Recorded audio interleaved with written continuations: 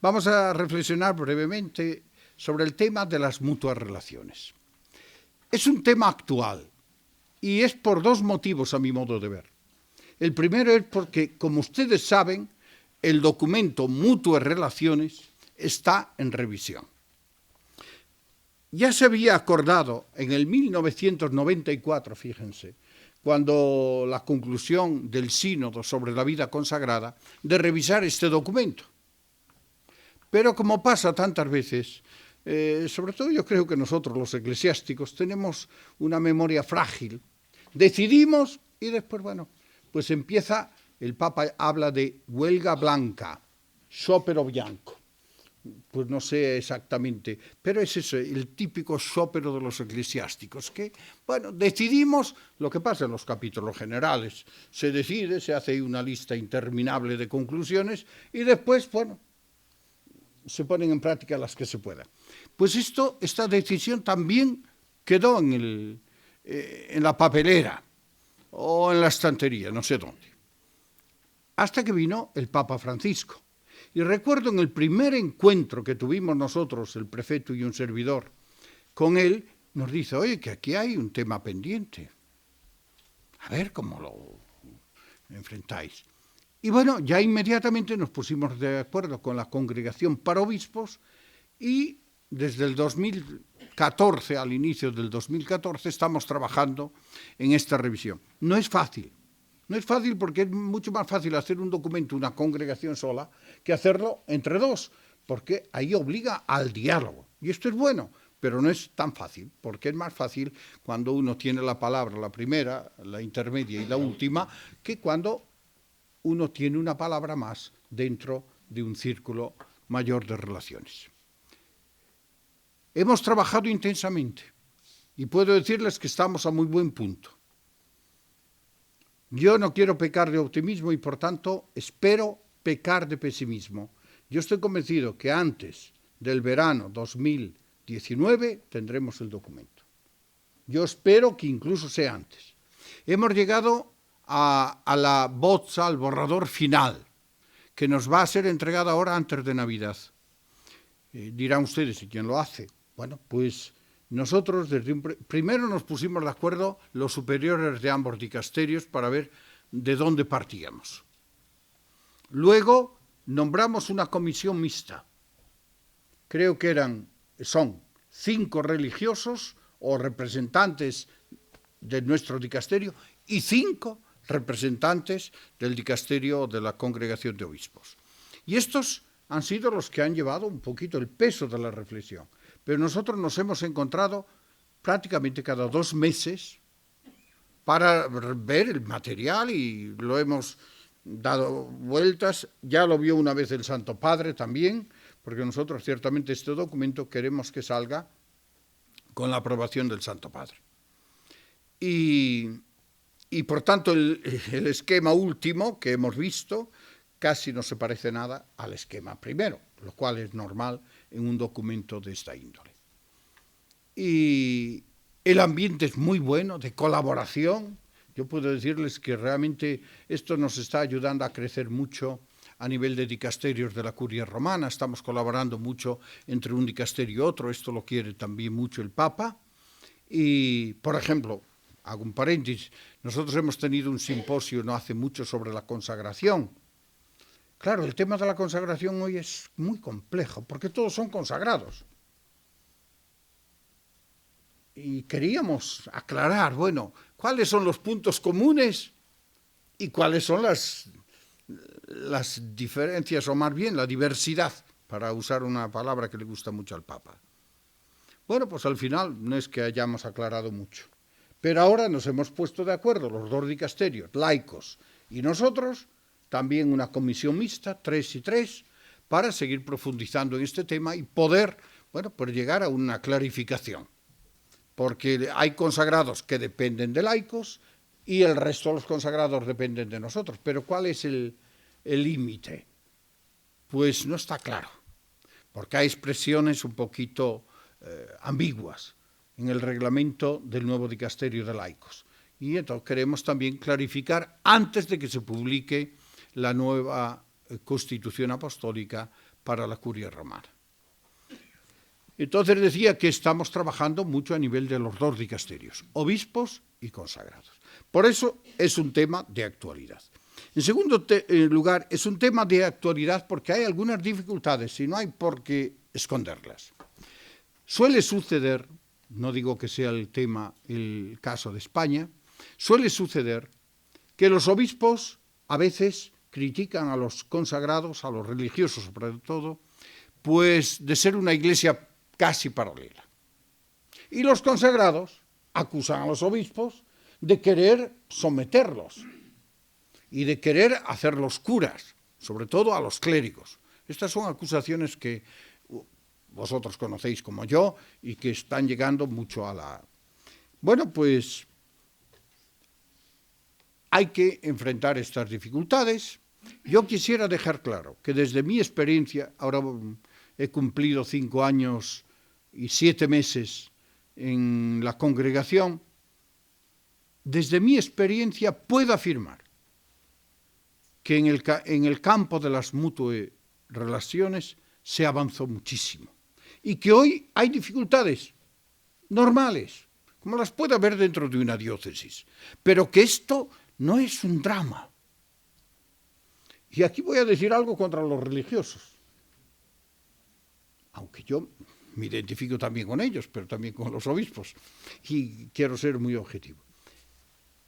La crítica más fuerte que yo escuché a una conferencia episcopal en visita ad limina, porque vienen, las conferencias episcopales vienen, como fue la española, vinisteis creo entre grupos, creo porque es una conferencia numerosa, entonces se dividen, la brasileira vienen 5, y así. Bueno, pues la crítica más fuerte y más feroz que escuché yo a la vida consagrada fue de una conferencia episcopal muy pequeñita, donde de 10, 6 eran religiosos los obispos.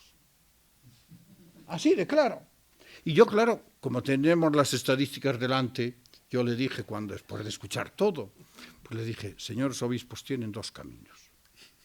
El primero, suprimir la vida consagrada, pero ojo, todo el clero que tienen es religioso, porque es país de misión. 10 obispos pueden ustedes entender que no es una conferencia como la española. Y ustedes mismos son religiosos, aquí algo pasa, pero suprímanlo. Y el segundo, pues entenderse. Bueno, y ya entonces empezaron a matizar, y bueno, ya las cosas fueron tomando otro matiz. Por tanto, a veces las críticas vienen de la misma familia, y esto nos puede hacer reflexionar a unos y a otros. A lo mejor desde una parte se ve de un modo, de la otra se ve de otro. Y esto también es normal. Yo quisiera subrayar esto, que los conflictos o las dificultades más que conflictos son normales y que no tenemos por qué asustarnos. Y yo creo que en España, hablo como laico en el sentido que yo voy a cumplir muchos años fuera de España, pues creo que se ha dado un gran avance en las relaciones mutuas, ayer lo subrayaba, y yo en el saludito que mandé a la Confer Nacional con motivo de los 25 años lo subrayaba, pues creo que se ha hecho un gran camino. Y yo quisiera desde un principio decirles, continúen en ese camino, porque somos iglesia, todos somos iglesia, todos estamos para la iglesia y todos tenemos que construir el reino de Dios en la iglesia, cada uno desde su vocación. Bien, ¿cuáles son las dificultades mayores? Estamos todavía en la introducción. ¿Cuáles son las dificultades mayores por las que atraviesa este camino de relaciones mutuas?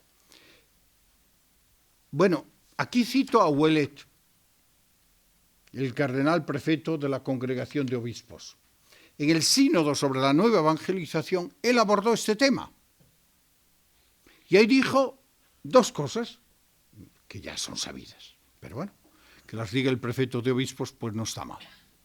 El primero, las dificultades vienen a veces por el desconocimiento que los pastores puedan tener de la vida consagrada. Y en segundo lugar, por la mala interpretación que los religiosos puedan hacer de la justa autonomía, como dice el Vaticano II, o de la excepción, que como diré después, no fue suprimida.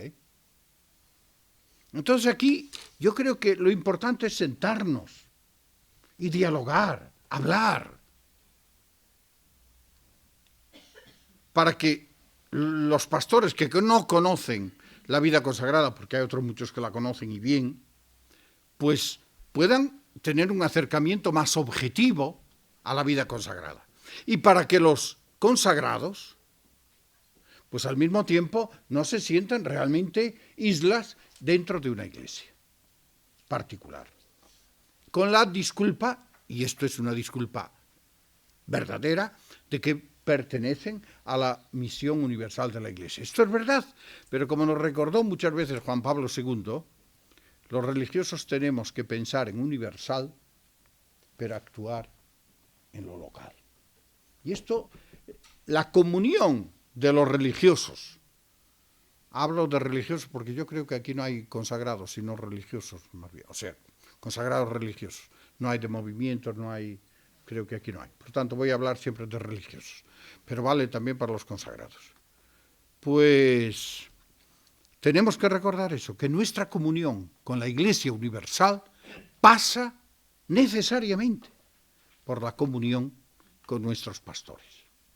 Estamos condenados, como digo yo muchas veces, aunque esta palabra también ha sido mal interpretada, pues estamos condenados al diálogo, al encuentro, a mirarnos a los ojos, sin complejos ni de superioridad ni de inferioridad.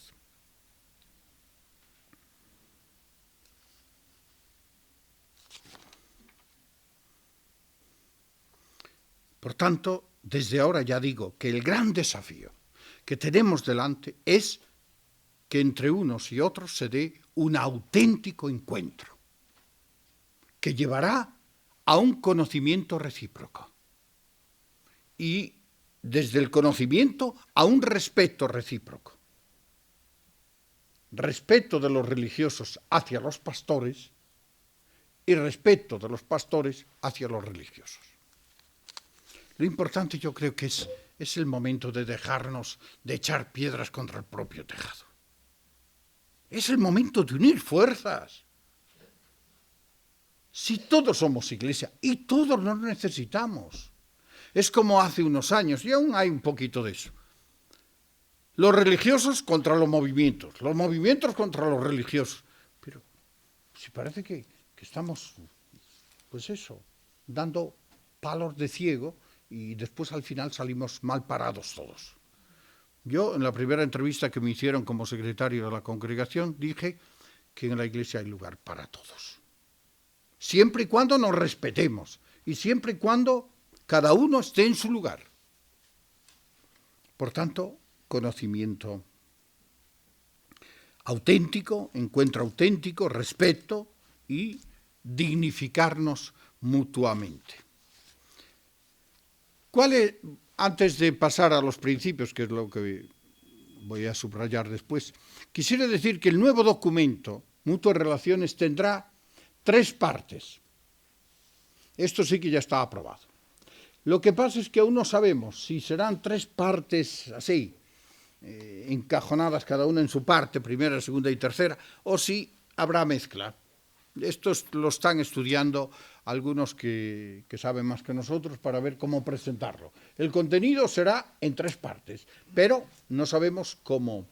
La primera parte son principios teológicos, que va a ser sobre lo que yo más hoy intente insistir. Segundo, va a ser las normas del código. Y aquí sí que no va a haber grandes sorpresas, Prácticamente nos vamos a tener a lo que dice el código actualmente. El día que venga reformado el código, pues se tendrá en cuenta. O si el Papa quiere dispensar, porque hay algún canon que está ahí bailando.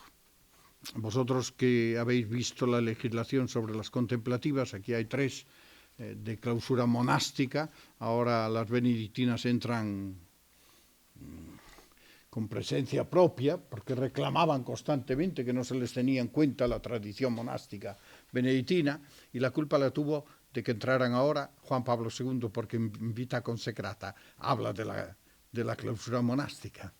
Y entonces nosotros ahora hemos devuelto la carta de ciudadanía a las benedictinas y a toda la familia benedictina. Bueno, pues habéis visto que el Papa ha derogado pues, ciertos cánones.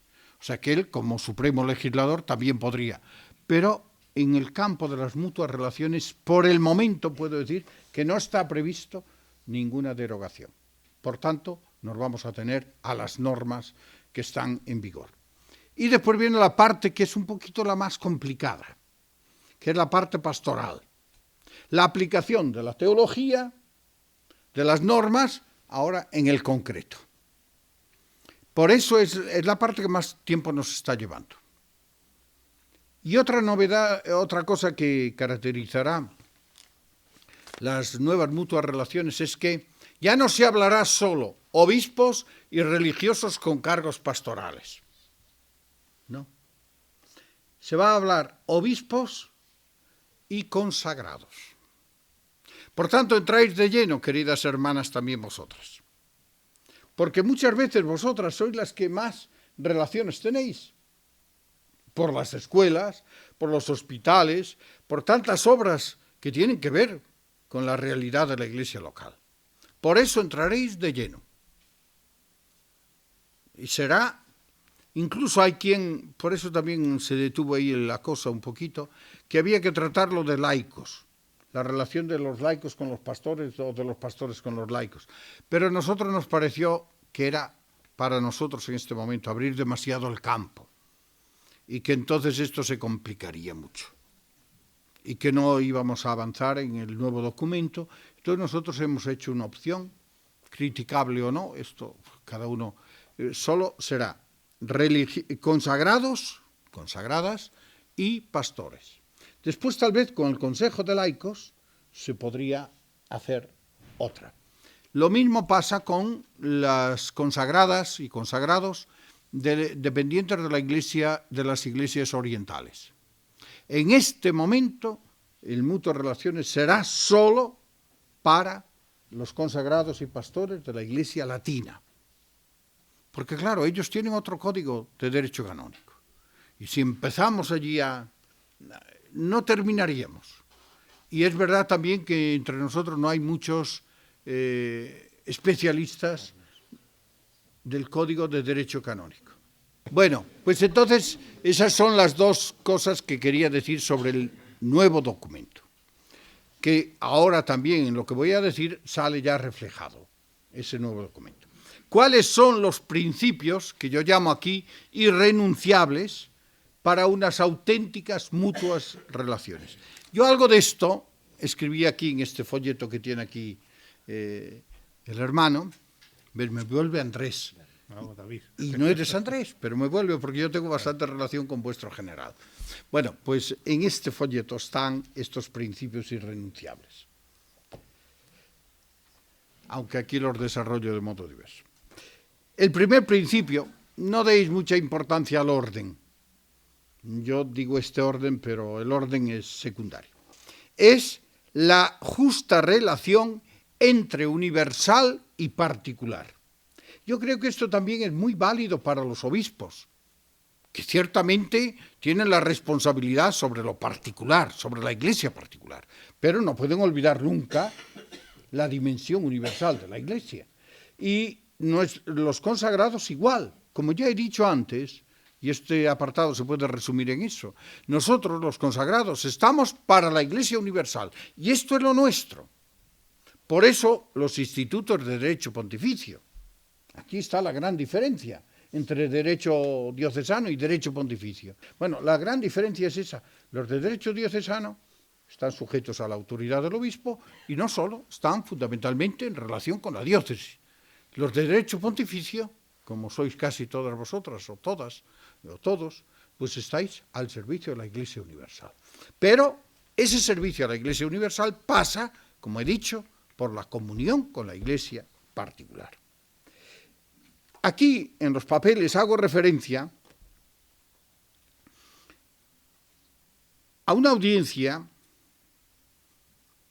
que el Papa Benedicto concedió a los obispos de Brasil, a uno de los grupos de Brasil, donde precisamente el Papa hablaba de esta relación y de esta justa relación entre lo particular y lo universal. Palabras del Papa Benedicto.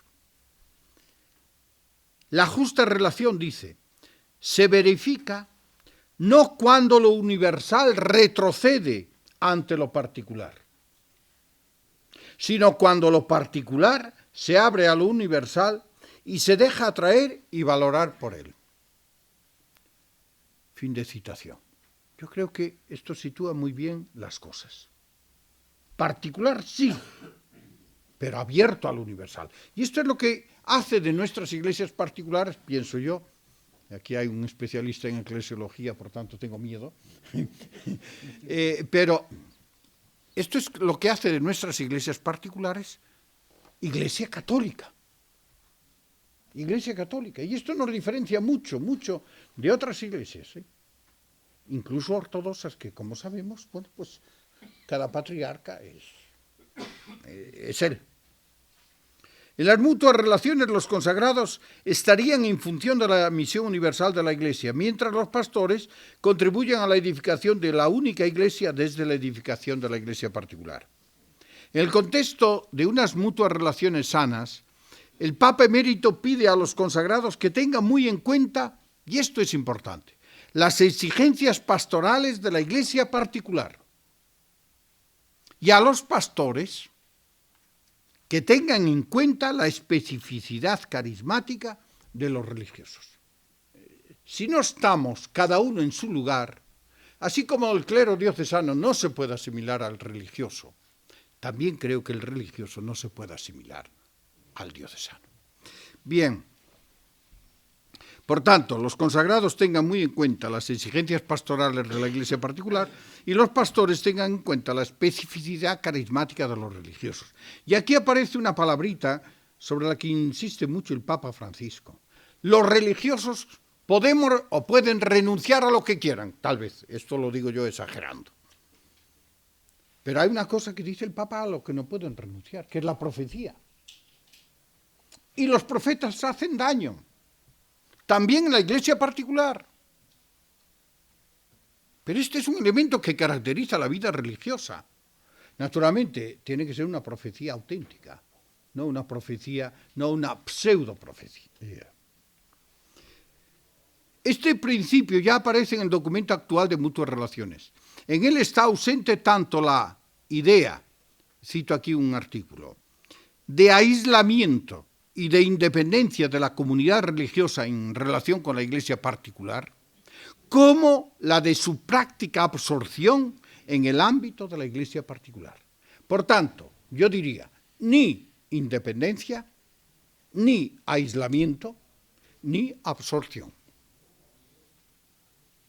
Esto, como veis, yo llamé a esta intervención, le di el título Mutuas relaciones, camino de ida y vuelta. Es decir, que las mutuas relaciones irán bien si entre ambas partes, en este caso religiosos y pastores, pues hay encuentro. Si hay desencuentro, ya no va bien.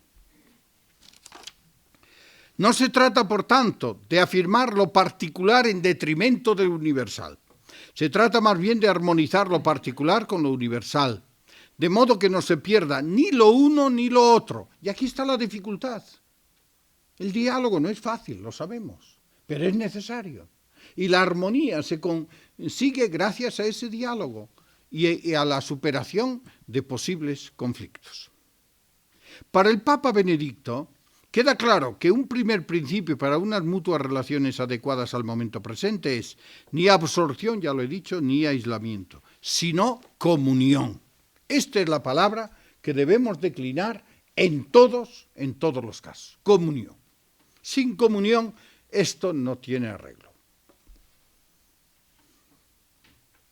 Y esto supone comenzar por un verdadero encuentro que lleve a un conocimiento recíproco. Nadie ama lo que no conoce. Amores platónicos aquí no existen, o amores virtuales. Supone además actitud de diálogo sincero y humilde por parte de los pastores que necesitan de los consagrados y por parte de los consagrados que necesitan de los pastores.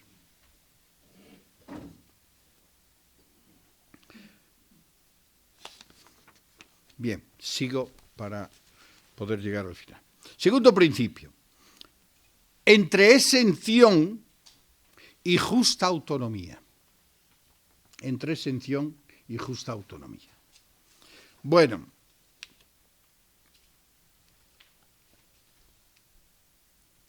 como ya indiqué,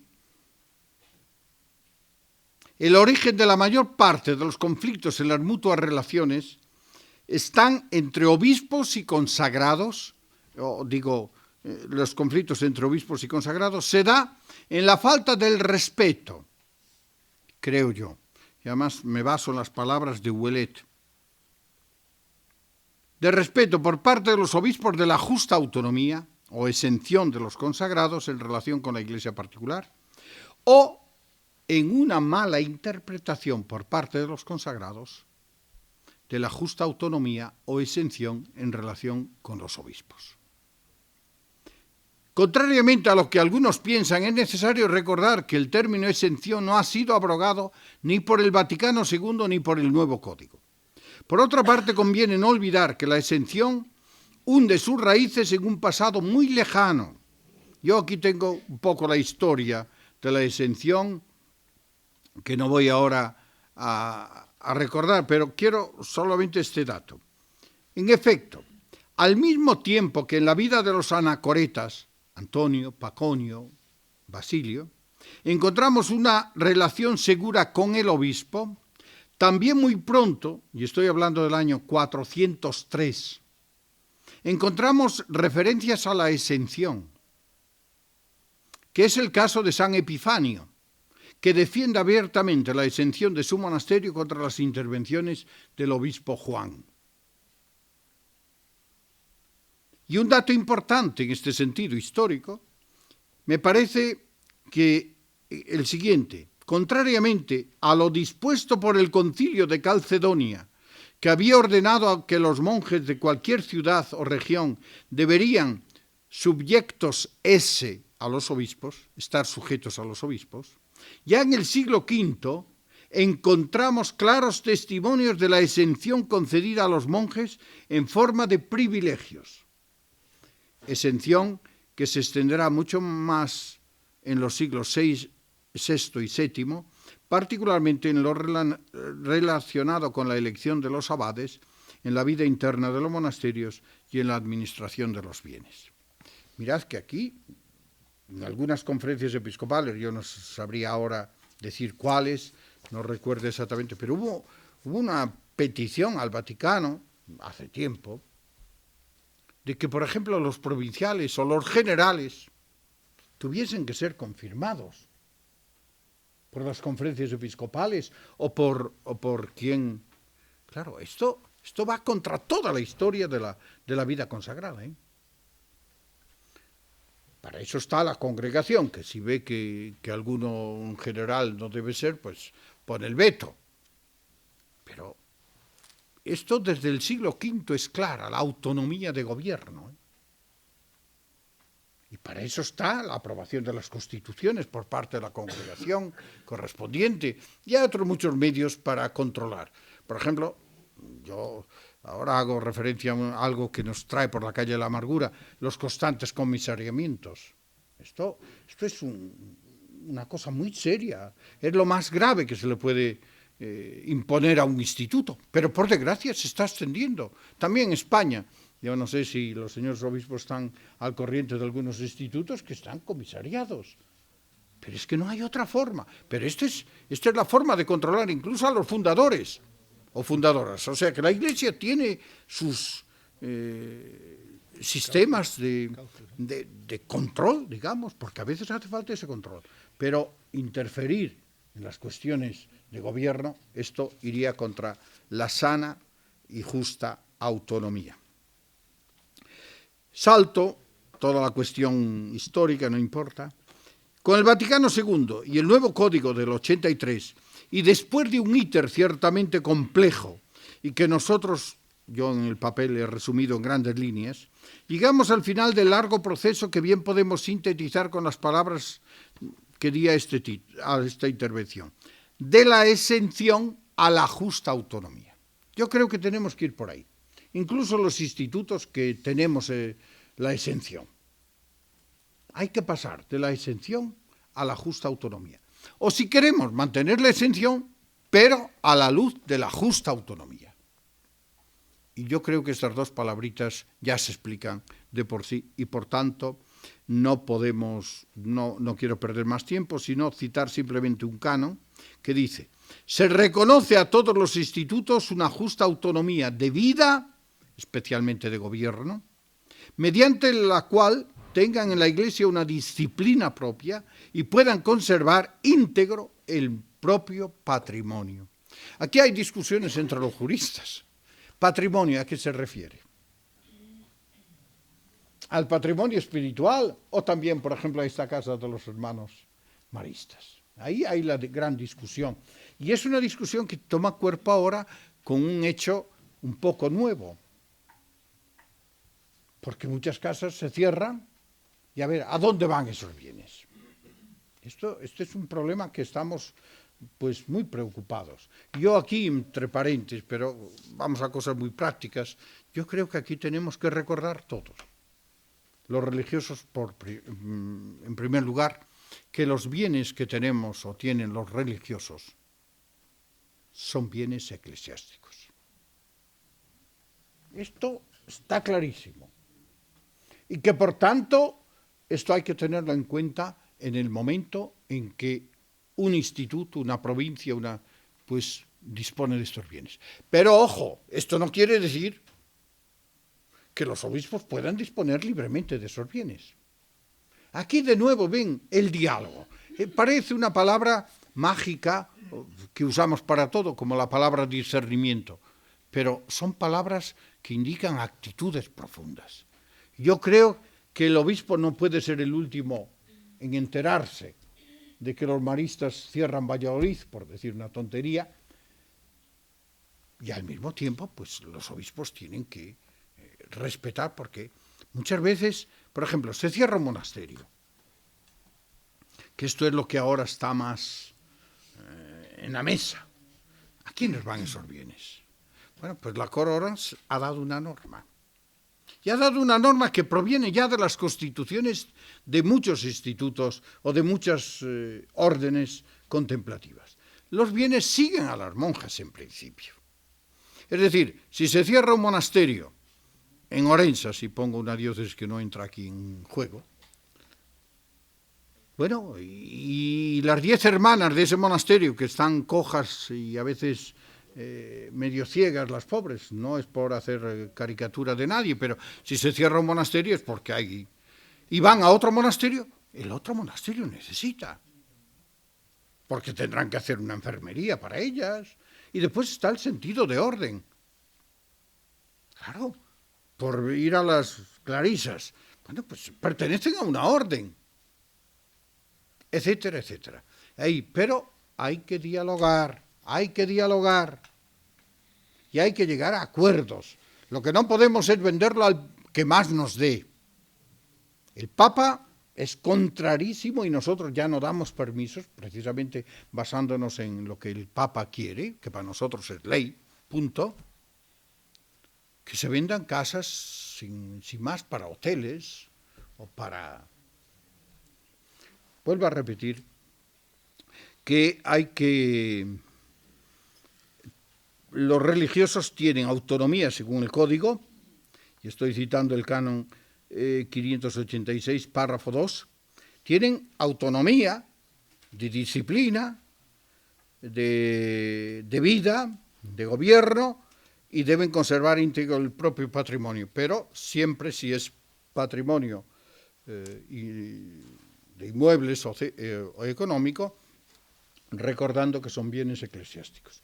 Yo aquí le pediría a la Confer Nacional y a la Confer Regional que estudiéis, que dediquéis algunas sesiones a ese documento. Hay que hacer propaganda de nuestros documentos, si no nadie los lee, sobre los bienes eclesiásticos. Ha sido un documento que ha sido elaborado con dos manos. Una nosotros, la primera parte es nuestra completamente, que se habla de la relación de los bienes con el carisma. Pero la segunda, que es muy práctica, ha sido trabajado en comunión plena con la Universidad Católica de Milán, concretamente con la Facultad de Economía, donde hay consagrados laicos, pero consagrados, y son los que más. Es un documento que en Italia está siendo estudiado por muchos capítulos generales y por muchos monasterios, y también yo sé que alguna conferencia episcopal le ha dedicado un mínimo de atención a ese documento. Yo pediría a la Confer Nacional y Regional aquí que dediquen también alguna sesión, porque es un tema que cada vez se hace más espinoso y cada vez tiene más implicaciones. Bien.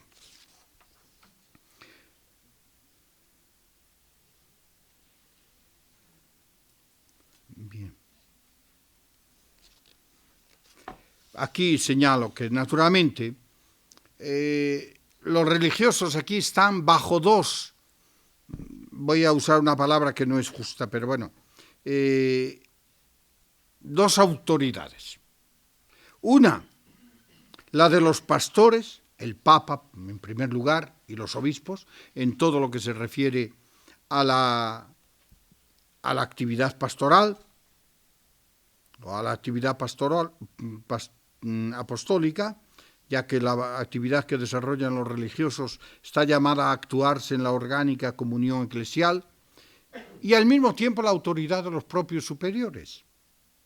Pues dicha actividad apostólica no puede renunciar al sello, al color carismático. Y esto veis que complica un poquito las cosas, pero al mismo tiempo las enriquece.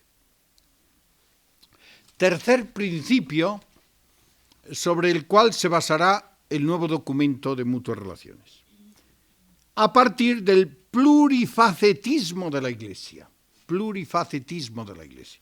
Esta es una palabra que yo le robo al Papa Francisco y de la que habló mucho, de este plurifacetismo, cuando él participó en el 94 como obispo auxiliar de Buenos Aires en el sínodo sobre la vida consagrada. Él desarrolla mucho este tema del plurifacetismo. La Iglesia es, decía el entonces obispo auxiliar, una realidad plurifacética, con capacidad de atravesar la historia y las culturas, de pasar a través de las diferencias. Yo sintetizo mucho esto diciendo, bueno, que aquí hay que respetar la diversidad.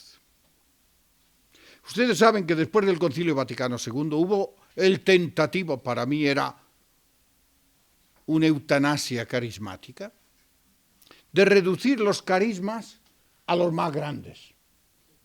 O qué sé yo, aquí como veo que hay representantes del carisma educativo, pues todos los carismas educativos en uno. No sé cuál sería al final, pero bueno, uno. Todos los carismas contemplativos en uno. Todos los mendicantes en uno. A mí esto me parece absurdo. Hay que respetar la diversidad, porque en la diversidad está la belleza. La vida consagrada, como la misma Iglesia, es un mosaico. Y la belleza de un mosaico está precisamente en la diferencia de colores. Entonces, hay que contemplar ese plurifacetismo, que a mí es una palabra que personalmente no me suena ya muy bien, pero bueno, que es más que la pluralidad. El plurifacetismo, según el obispo auxiliar de Buenos Aires entonces, crea belleza. La pluralidad muchas veces crea desorden. Ahí está Es como cuando él diferencia mucho entre diferencia y diversidad. La diferencia crea muros. Yo no soy jesuita o de la Salle o marista. Crea muros. Yo no soy. La diversidad crea puentes. Y crea comunión. Y crea belleza. Bueno, pues aquí yo creo que tenemos que partir de ese hecho, que en la Iglesia formamos todos un cuerpo único, pero así como la cabeza no es igual que los pies, pues también la vida consagrada no puede confundirse con otras formas de secuela de Cristo dentro de la Iglesia.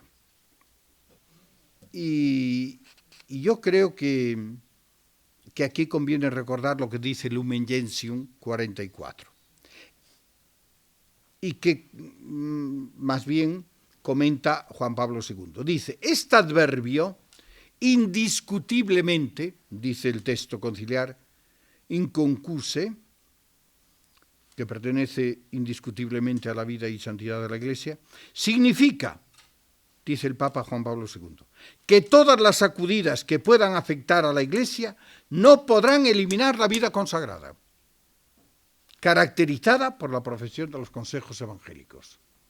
Y esto lo dice el concilio, lo repiten todos los papas. El Papa Francisco, y yo cito aquí esa frase, que no voy a leer ahora, pero dice, ¿qué sería de la Iglesia sin los consagrados? Pues es verdad, es verdad. Otro principio desde el que se parte, desde una eclesiología de comunión. Yo creo que esta es la gran herencia que nos ha dejado el Vaticano II a nivel eclesiológico. Eclesiología de comunión.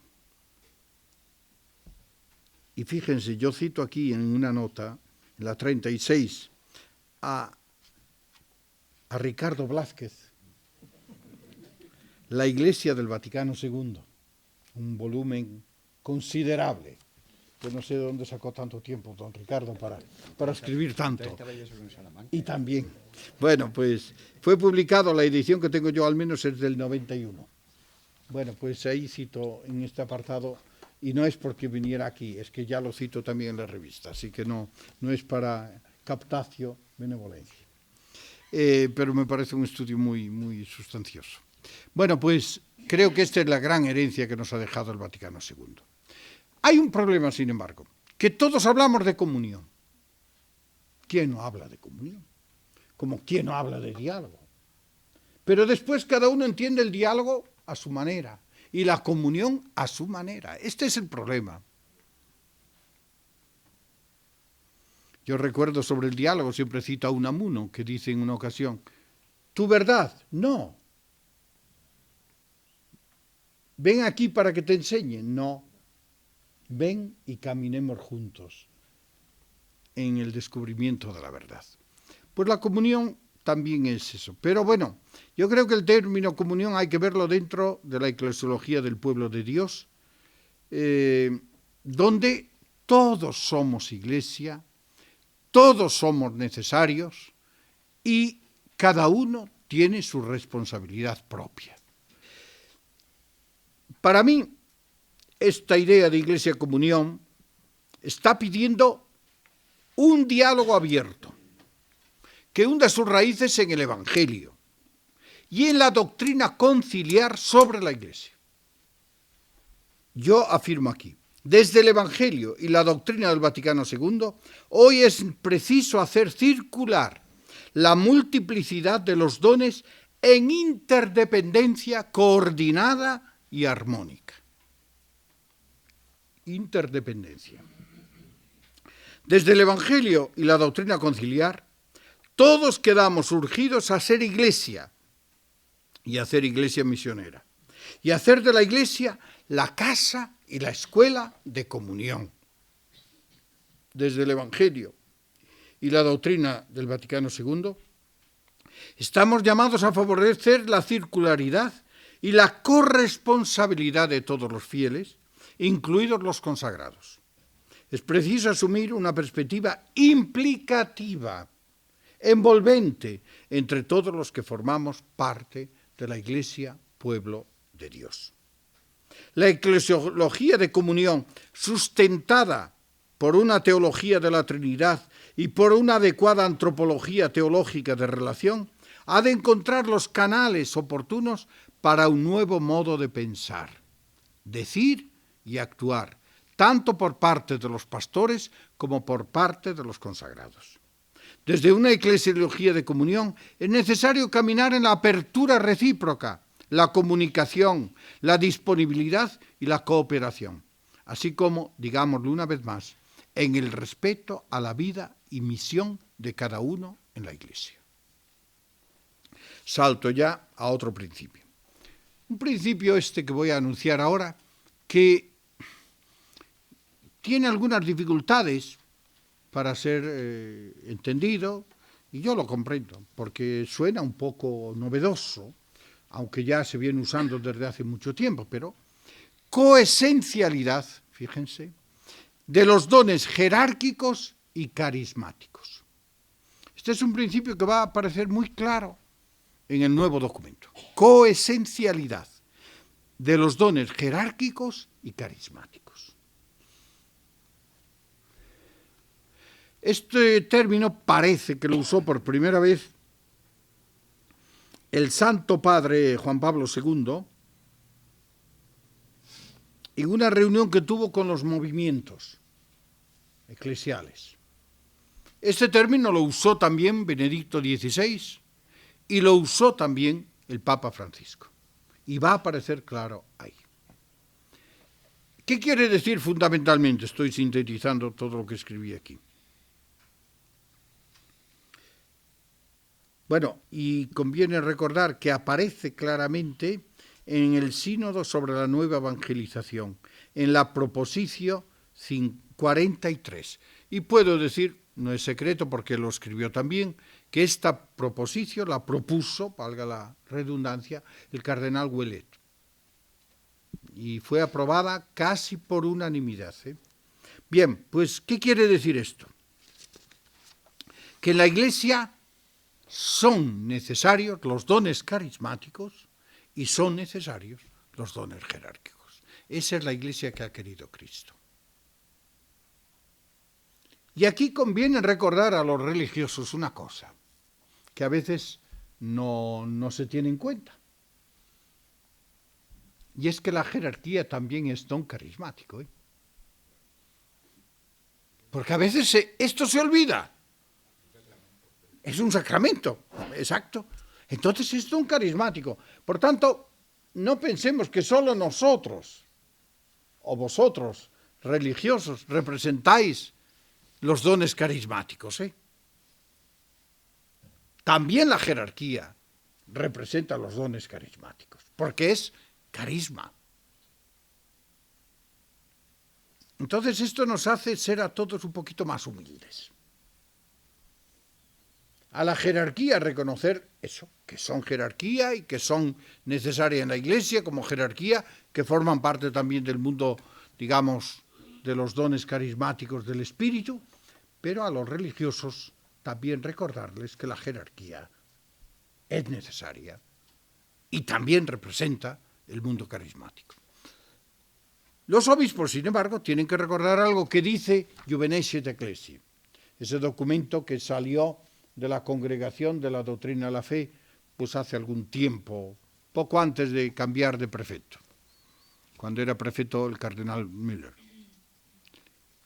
Aunque ese documento está hecho más bien para el diálogo entre la jerarquía y los movimientos, sin embargo tiene un número, hacia el final, no recuerdo, aquí está citado, pero ahora no lo encuentro,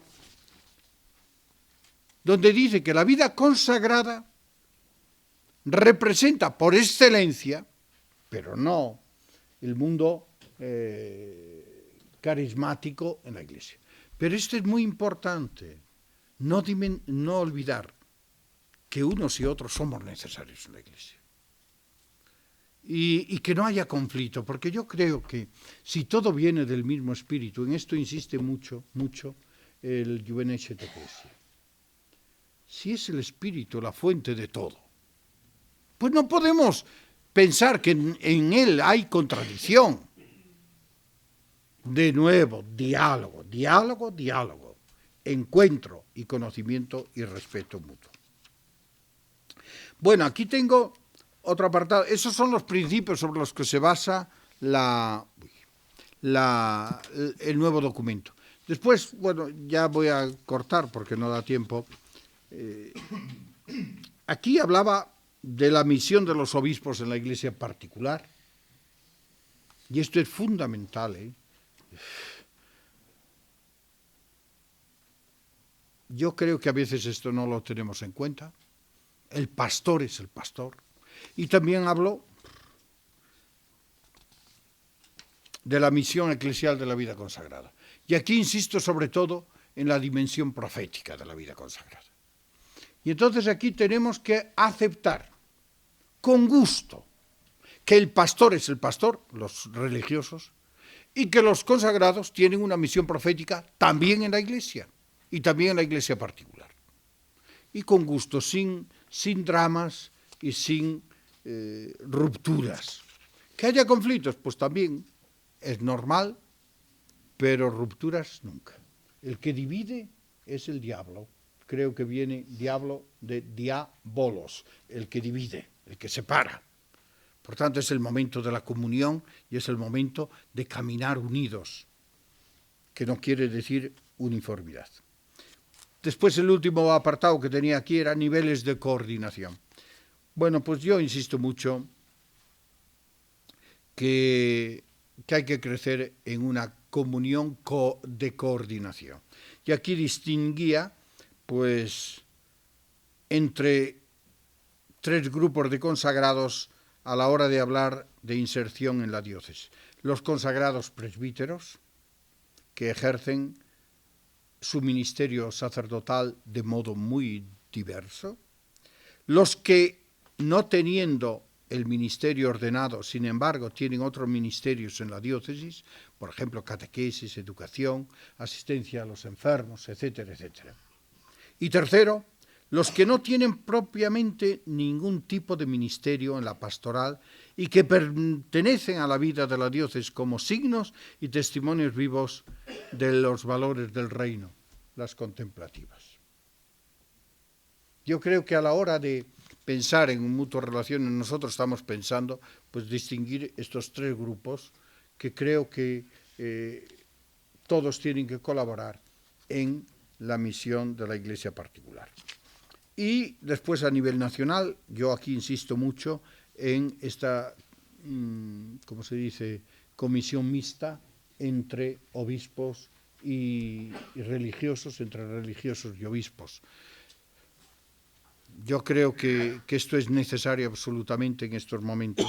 Creo que en España, como ya he dicho esto ahora, pues gracias a Dios hay un buen ambiente. Aprovechemos de esta gracia del Espíritu y sigamos creciendo.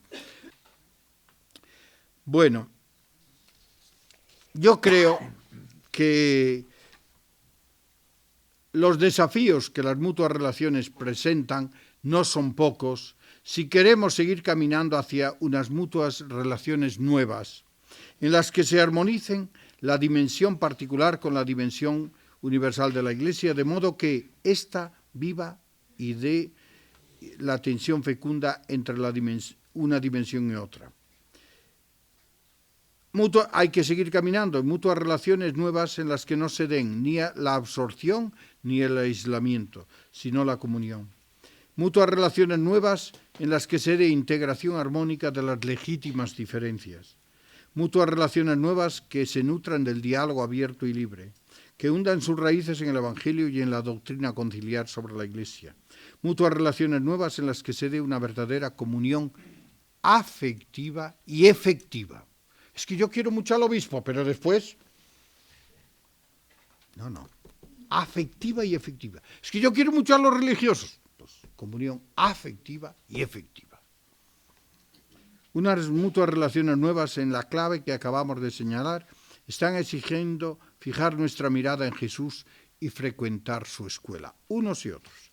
En ella aprenderemos a ponernos a los pies del otro, con el único afán de lavarle los pies, caminando de cerca tras las huellas de Cristo, que no vino a ser servido, sino a servir y a dar la vida en rescate por muchos, aspirando a tener siempre los mismos sentimientos de Cristo. Unas relaciones nuevas piden que los obispos y consagrados se hagan disponibles al soplo del Espíritu y a la novedad que el Espíritu comporta o trae consigo, y sean dóciles a la voluntad de Dios. Unas relaciones nuevas están pidiendo una mirada del corazón hacia el misterio de la Trinidad, que es comunión en la pluralidad.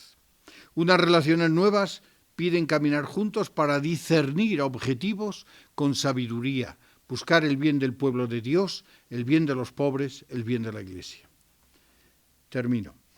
Palabras como humildad, diálogo, escucha, respeto, sinergia, colaboración, acogida, integración, conocerse, aprendizaje, coordinación, articulación, fantasía, creatividad, armonía, crear espacios de comunión y de encuentro son palabras que se deben declinar en todos los casos posibles y que no pueden faltar en el aprendizaje de unas mutuas relaciones comunes al servicio del reino.